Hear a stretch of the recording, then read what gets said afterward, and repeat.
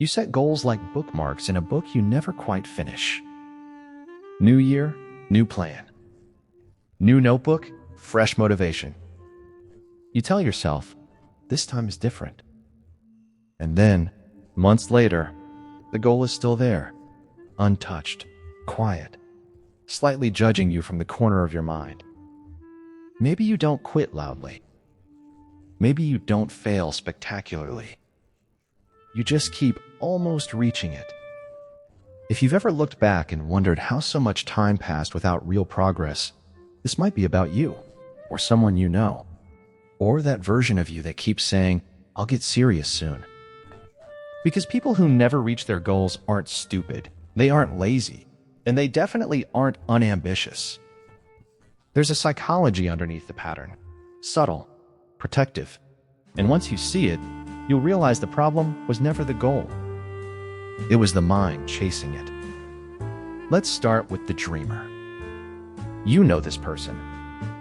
They have big goals, meaningful ones, inspiring ones. They don't just want a better job, they want purpose. They don't just want fitness, they want transformation. They don't want progress, they want a glow up, a breakthrough, a movie montage. So they plan, they visualize, they talk about it with passion. But when it comes time for small, boring steps, something breaks. Psychologically, this happens when the brain falls in love with the future identity more than the present work. Visualization releases dopamine, the same chemical as achievement, without any effort required. So the mind feels rewarded before action even begins. The result? Motivation without movement. Ask yourself quietly, do you enjoy imagining success more than building it? Do your goals live more vividly in your head than in your daily behavior? Because dreaming feels productive, but it can secretly replace doing. Then there's the planner who never arrives. This person doesn't lack clarity, they lack completion. They refine goals endlessly, adjust timelines, optimize systems, rewrite plans. There's always a better method, a smarter approach, a more efficient way to begin. So they wait. Psychologically, this is a form of avoidance dressed up as productivity.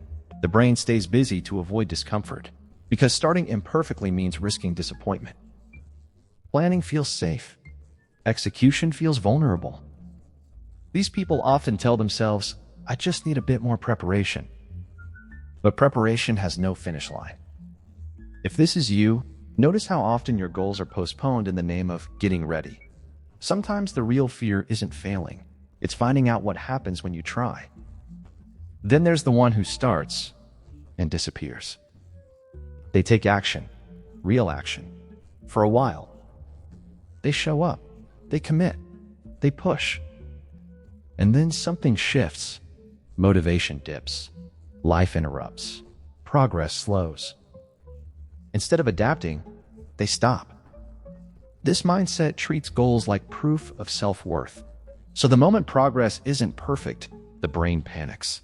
Stopping feels easier than continuing imperfectly. Psychology calls this all-or-nothing thinking, the belief that something only counts if it's done flawlessly. So one bad week becomes a full reset. One missed milestone becomes a reason to quit. If you recognize this, ask yourself, do you abandon goals the moment they stop feeding your confidence? Consistency isn't about intensity, it's about forgiveness. And some minds were never taught that. Now let's talk about the invisible one, the person held back by fear of success. Yes, success. This person wants the goal, but deep down, they're afraid of what reaching it would demand. More responsibility, more expectations, more visibility. If they succeed, there's no hiding behind potential anymore. So the brain does something clever. It creates distractions, delays, doubts. Not consciously, automatically. Psychologically, this is self-sabotage rooted in identity conflict.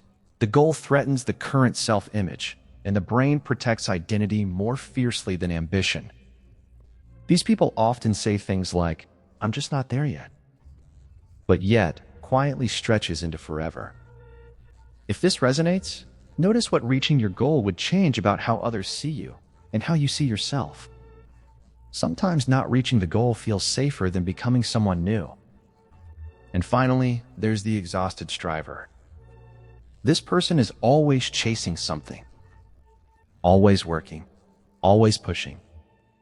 But their goals are fueled by pressure, comparison, or fear of falling behind. So every step feels heavy. Psychologically, this creates chronic stress, and stressed brains don't pursue long-term goals well. They seek relief. So procrastination, distraction, and avoidance become coping mechanisms. These people don't lack discipline.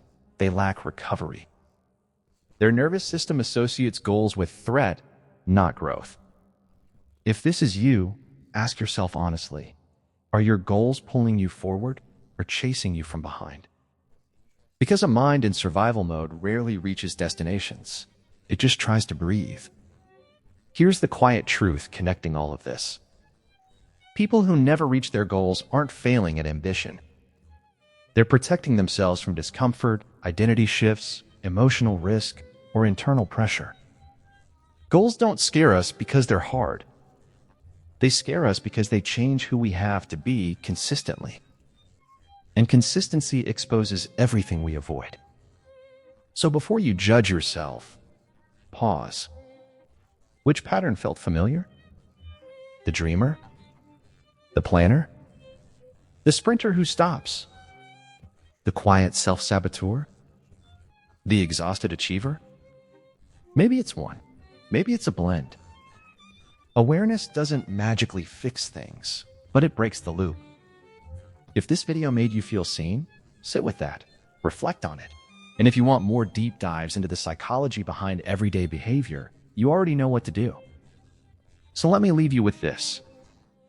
What if the reason you haven't reached your goals isn't because you're incapable, but because your mind has been trying to protect you all along? How does that land for you?